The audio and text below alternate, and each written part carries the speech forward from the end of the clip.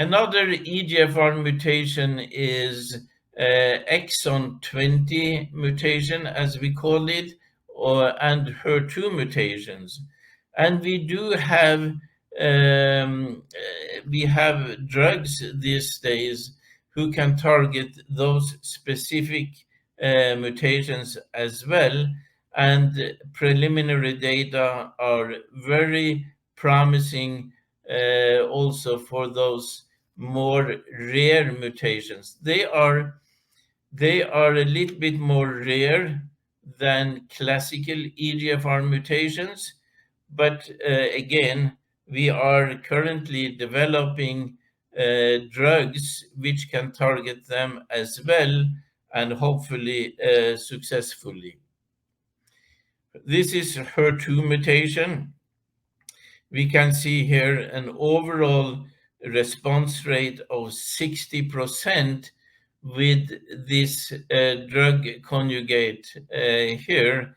And that is a new avenue.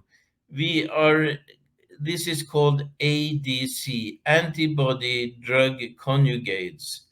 And that is a new development of drugs. I'm sure you will hear more about it in this seminar.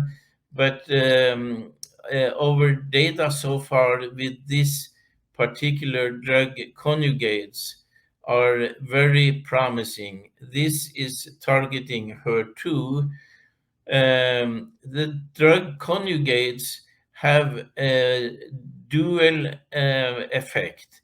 First of all, the antibody target the targeting receptor on the surface of the cell, but the drug has also what we call the warhead, which goes into the cell and attack the cell nucleus and the DNA of the cell.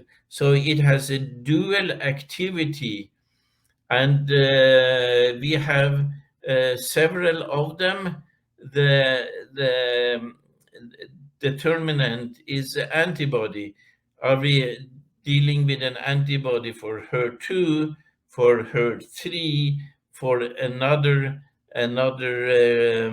receptor? That is where the development goes these days. How do we select patients to these new drugs? We don't really know yet. It might be that we need to go to the protein expression, which is determined by immunohistochemistry.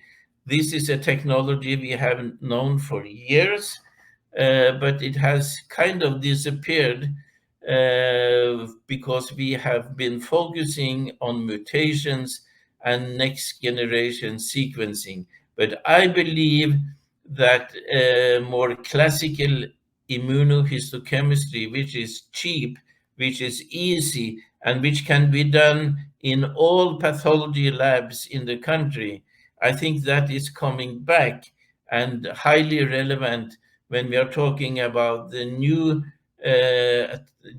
agents, antibody drug conjugates.